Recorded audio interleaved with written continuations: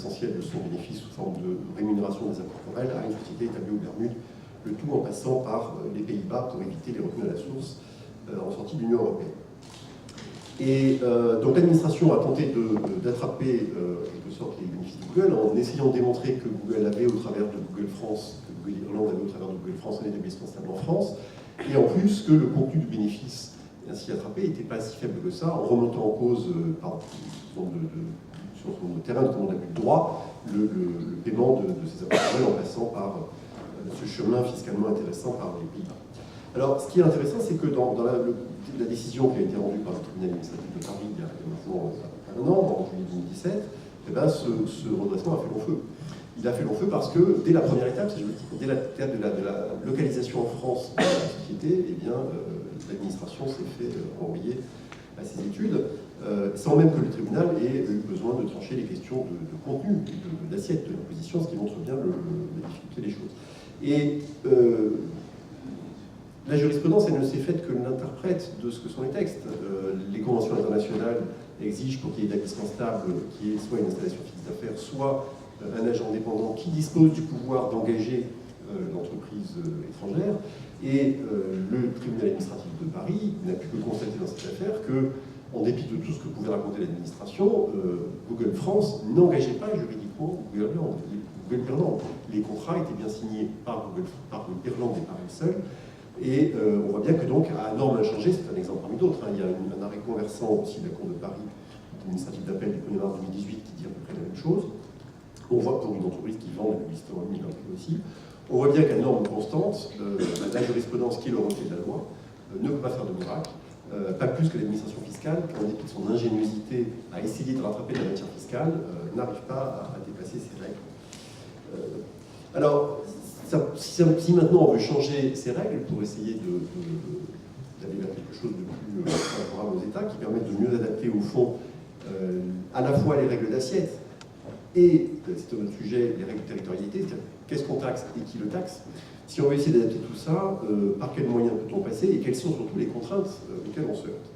Alors, les règles d'assiette, c'est avant tout le législateur national qui les pose. C'est l'article 34 de la Constitution, le législateur est compétent pour déterminer les règles d'assiette de l'imposition. Et c'est normalement pas un sujet qui est traité par les conventions bilatérales. Le réseau conventionnel il a pour objet de répartir le pouvoir d'imposer, pas de déterminer comment on taxe. Alors, ces règles d'assiette, elles sont très encadrées par les règles constitutionnelles. Il y a au moins 3 grands principes qui conduisent à ce qu'on ne peut pas faire exactement toujours ce qu'on veut en la matière. La première règle évidente, c'est le principe de l'égalité de l'impôt, qui découle de l'article 34 de la Constitution, qui signifie que le législateur doit totalement et complètement et de manière exacte, précise, définir quelles sont les règles fiscales. Ça peut paraître anodin, mais je prends un exemple. Fin 2013, dans la loi de finances pour 2014, le Parlement avait créé un dispositif qui visait à lutter contre ce qu'on appelait le business restructuré. Si vous envoyez à l'étranger une partie de vos fonctions, une partie de vos risques, et que vous délocalisez en quelque sorte en perdant trop de matière taxable, eh bien, le Parlement avait institué une règle de charge de preuve, c'était à l'entreprise française de démontrer que ça ne correspondait pas à un montage artificiel, il y a quelque chose d'évasion fiscale pour parler clairement. Eh bien, le Conseil constitutionnel a censuré cette disposition, non pas qu'il était pour l'évasion fiscale, il reconnaît lui-même que la lutte contre l'évasion fiscale est un objectif à valeur constitutionnelle, mais simplement parce que le législateur n'avait pas défini clairement ce qui était une fonction et ce qui était un risque. Et on voit bien que des mots qui, en langage international, en langage OCDE, ont un sens très précis.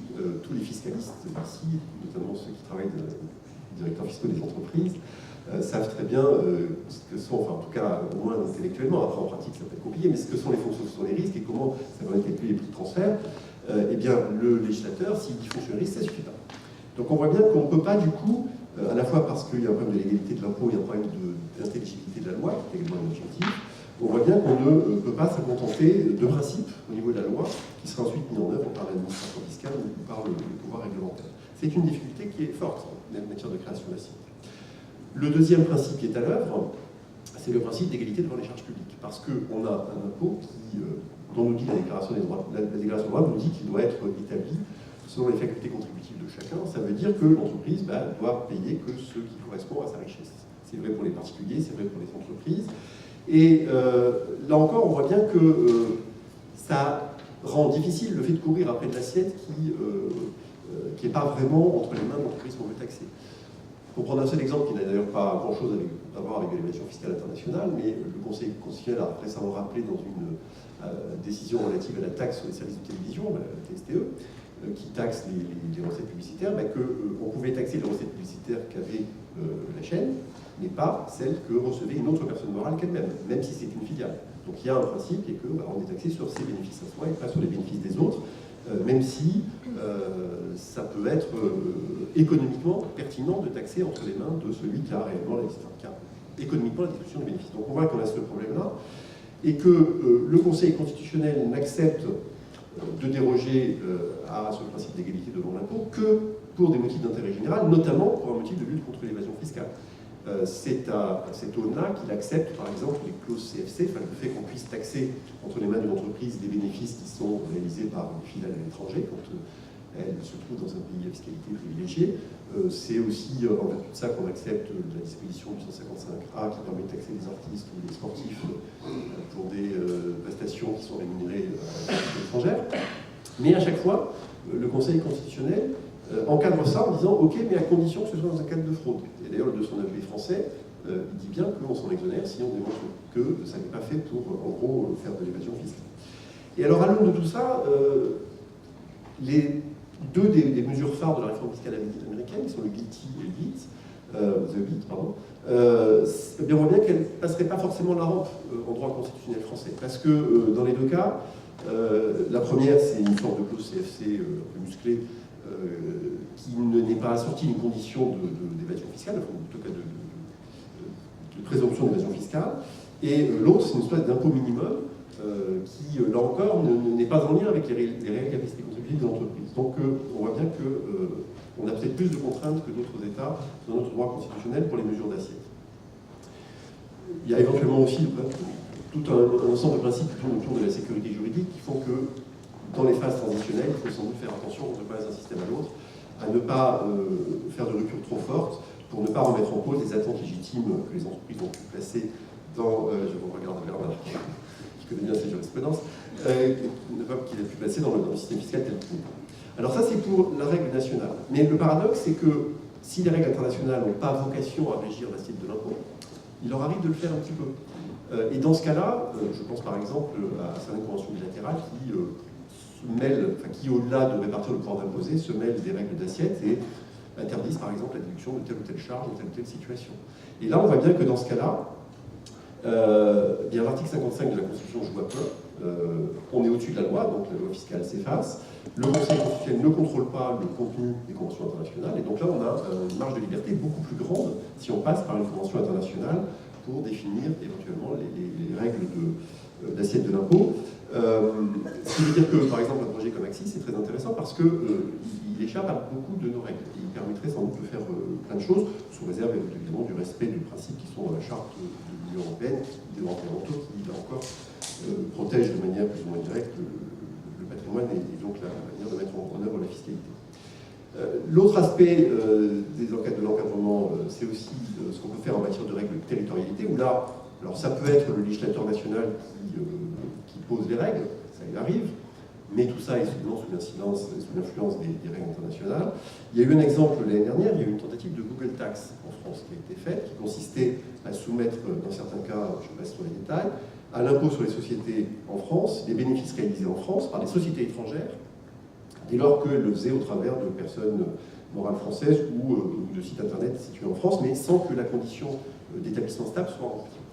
Alors ça, c'est quelque chose que le législateur français peut faire, il a le droit de décider qu'il rattache telle et telle matière taxable du moment qu'il y a un lien qui n'est pas absolument inexistant avec la France. Mais d'abord, il doit le faire en cohérence avec les conventions bilatérales, et là, en l'espèce, je ne suis pas sûr que ça va bien fonctionner. Et en plus, on retombe sur le problème de la légalité de l'impôt, parce que là, en l'espèce, ce système, il permettait à l'administration fiscale, au cas par cas, en cas de contrôle, de dire je vous fais rentrer dans ce système de taxation. Et là, le Conseil constitutionnel a dit que ce n'est pas possible, parce qu'on ne peut pas laisser à l'administration le choix de déterminer qui est assujetti à l'impôt, qui n'y est pas. Donc, on voit bien quand même qu'on a un certain nombre de règles qui encadrent tout ça. Et là encore, Si on repasse un cran dessus sur les normes internationales pour ce qui est de la territorialité, là on refait un peu ce qu'on veut, on n'a pas vraiment d'encadrement. Le meilleur exemple, c'est dans le traité d'IML qui arrive, il y a un assouplissement de la règle de l'établissement stable qui permet précisément de répondre à l'objection que le théâtre Paris avait formulée dans l'affaire Google, en disant mais vous ne pouvez pas engager, vous ne signez pas les contrats. Google France ne signe pas les contrats. Eh bien, avec ce qui est dans le traité, là, Google France qui prépare les contrats qui ne sont que tamponnés par Google Irlande, moyennant zéro modification au cas par cas, sera regardé, permettra d'être regardé, pourra être regardé comme un établissement stable de Google Irlande et pourra être taxé en France. Donc, pour conclure en un mot, on a beaucoup d'encadrement constitutionnel. Dès lors qu'on s'élève et qu'on passe à un niveau conventionnel, une convention internationale, pour régler à la fois les questions d'assiette et de territorialité, on retrouve beaucoup plus de marge de manœuvre et beaucoup moins de contraintes juridiques.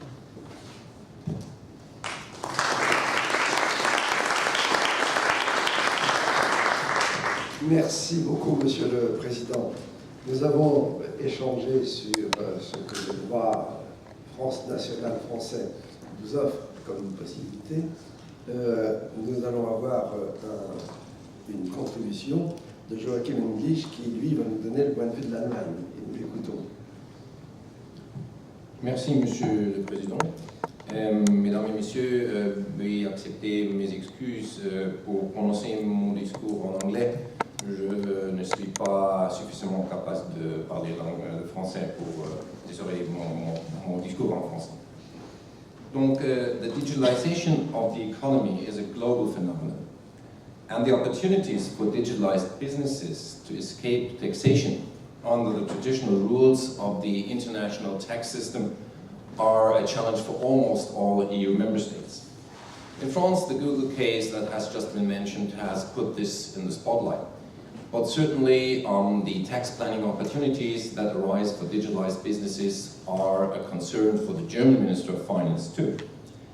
So in what sense then is there a specifically German perspective on the need to reform the international tax system and to adapt it better to the new economic realities of the transformation numérique? Well, in my view, there are indeed a few specific aspects that one should be aware of to better understand the German government position, and I would like to mention that in the following I will speak mainly about the German government position, which is not necessarily my academic position. First, I think it's worth mentioning again that different from what maybe the EU Commission sometimes suggests, the challenge lies not in a merely technical adaptation, modification of the current rules to the new realities of the digitalized economy. Rather, what we have here is a political challenge. Because what we find in the current system is a compromise in many ways, and there is no clear and single guiding principle that would give us clear and unambiguous answers how to now deal with the digitalized economy. So, for example, when the League of Nations devised the current systems almost 100 years ago, it was basing its system on the concept of economic allegiance at the time. Later, the so-called benefit principle was deemed to determine the allocation rules for the allocation of business profits between different countries. And in the recent BEPS debate, and it is not a long-standing principle, it's relatively new, the concept of value creation was formulated as the new key criterion for the allocation of taxing rights.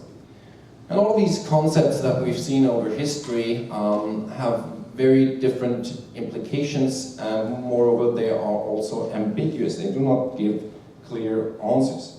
And this applies in particular to the concept of value creation. So to give two examples, you can argue whether value is created from an economic perspective where services or goods are consumed or where they are produced. Or more specifically, targeting the digitalized economy, you can argue whether and to what extent value is created, the data is collected, or where big data analytics is then carried out, and these are usually two different places. So certainly the choices that are to be made in this regard are to some extent political and not just technical ones. But such political choices require first that it is determined what the overall objective of any reform should be.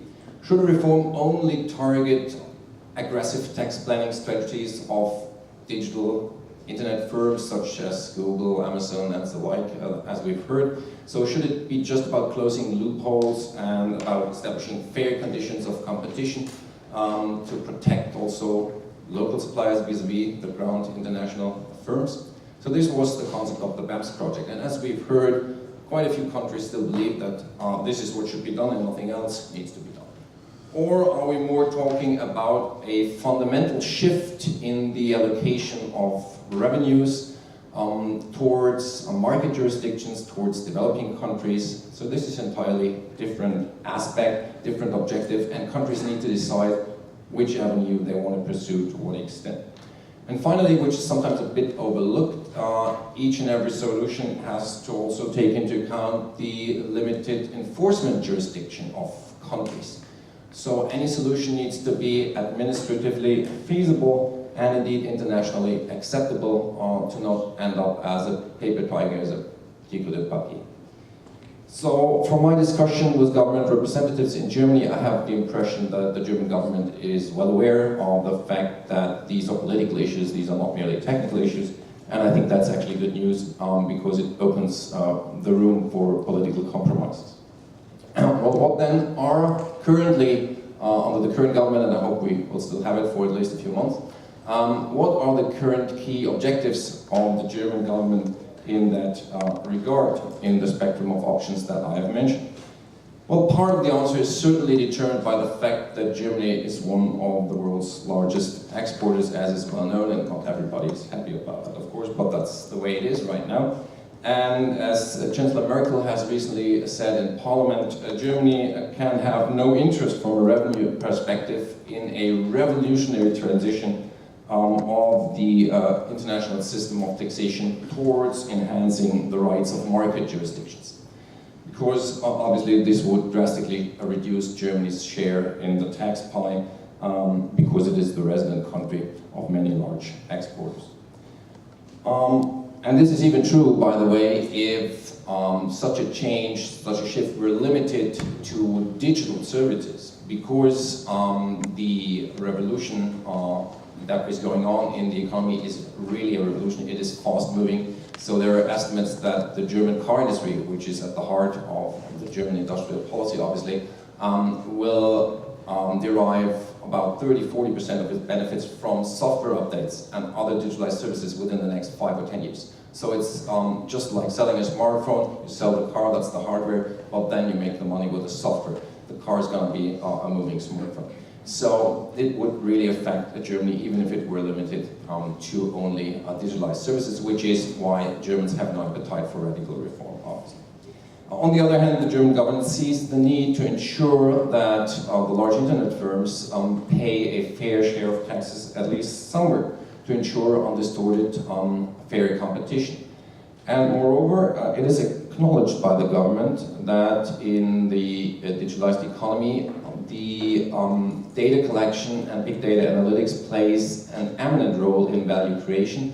And this should, in the view of the German government, indeed be better reflected in the allocation rules that allocate revenue taxing rights among states than it is in the current system. So there is indeed an awareness in Germany that the rules cannot stay as they are. So we are probably in the second group saying, hey, something needs to be done, but it shouldn't be too radical. Indeed, to get balanced results, the Chancellor has recently pleaded for a gradual evolution of the current international tax regime that avoids major disruptions and difficult borderline issues. That's how she put it. What does that mean in language that everybody can more or less understand? Well, it means that there should be no special rules, according to the German government's perspective, on digital services only, so it should be a more comprehensive solution. That's why the Commission's proposal to tax only certain electronic services based on the concept of digital presence has been received quite coolly in official Berlin. And moreover, the new coalition government that we have since a couple of months has publicly indicated that it prefers long-term solutions over short-term quick fixes that could eventually lead to a multitude of short-term measures that are then hard to reverse once there is certain agreement on what could be done in the long term. So this is why the EU Commission's additional proposal, about which we've also just heard, to have an interim digital services tax has also been met with skepticism. Now this is of course quite ironic, because last year in September, so less than a year ago, it was amongst others the German Minister of Finance that called upon the Commission to make such a proposal, but upon intensive consultation with the business community, our Chancellor and the Ministry of Finance, the new Minister of Finance, has changed her or his mind, actually. So how then would a reform have to look like to actually find the support of the German government? Well, that's not quite clear yet. Indeed, the Chancellor has recently even called upon academics to come up with solutions. And as we all know, when politicians call upon academics for advice, they must really be desperate. But nevertheless, from what we've heard so far from the government officials, we can get an idea of the framework that the German government would like to see realized when it comes to the reform. And that is, first of all, Germany would like to have territorial nexus criteria and also profit allocation rules that reflect the central role of data in the digitalized economy. Moreover, as I've said, the reform should happen in the framework of the traditional taxes on corporate income and profits, not any kind of special excise taxes. And that's why I think the profit split method will have a more prominent role in the future, at least if the German government would get its way. And here I agree indeed with the Commission, which states the same in its proposals. And where this profit split method is not administratively feasible, because indeed it is quite complicated in practice, then maybe simplified solutions would have to be found, with only a few factors being admitted, moving a little bit indeed de facto, not in name, to formulary apportionment, or the profits might be determined as the residual profit after deduction for the cost of having algorithms employed in other countries and so forth. So there's different techniques that you could think of to determine how much profit should be then left in the member state where the data is collected.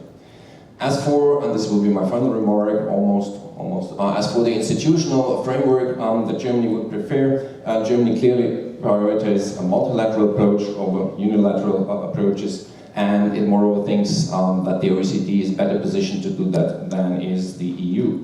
There's mainly three reasons for this attitude. The first reason is that the German government actually fears that unilateral action by the EU, so especially the digital services tax, could open the boîte de la Pandore, so it could have a negative effect worldwide. It could get other countries to move even more than they already do towards unilateral solutions as well, so we'd have a huge chaos of unilateral solutions worldwide, with the danger of international double and triple taxation that has been mentioned already, and this would hamper German business interests, so the German government has no interest in that. And the second aspect is that unilateral EU action, especially digital services tax, could be perceived by the US as a sort of being targeting in large US firms, and I think the EU proposals actually do that to a large extent, and therefore could give the Trump administration a pretense to intensify the trade war that it has already started, and no one in Germany wants to see high tariffs imposed on German cars in retaliation for a digital services tax that gets very little revenue actually into the German treasury. So that's the second reason, and finally, and this is I think actually a good reason, the third one, is that if we do that, if we tax businesses that have no physical presence on the territory, we will need much more and also much better international cooperation and coordination, and this can only be had when there is international agreement, especially the US and China, where most of those large internet firms are based, need to cooperate, and that cannot be done if we have EU action only.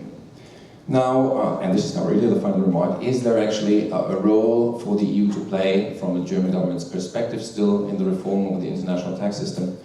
Yes, of course, but in the German view it should be a bit more modest than what the Commission certainly right now plans.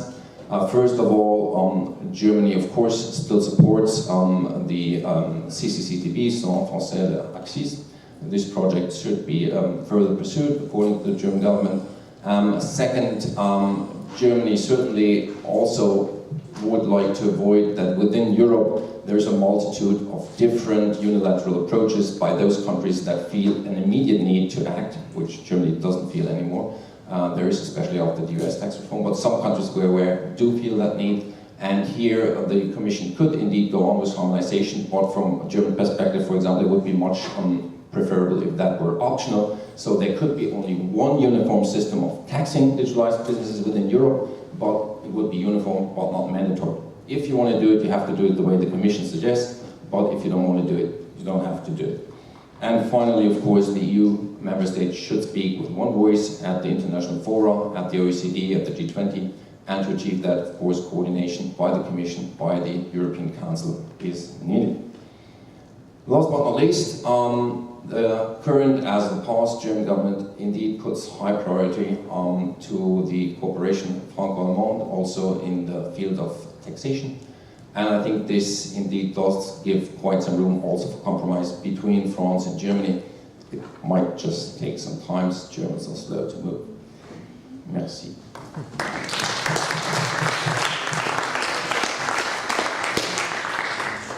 Merci beaucoup, Joachim, de cette présentation qui nous éclaire sur tous ces enjeux et sur la vision de l'Allemagne. Naturellement, la parole vous est maintenant donnée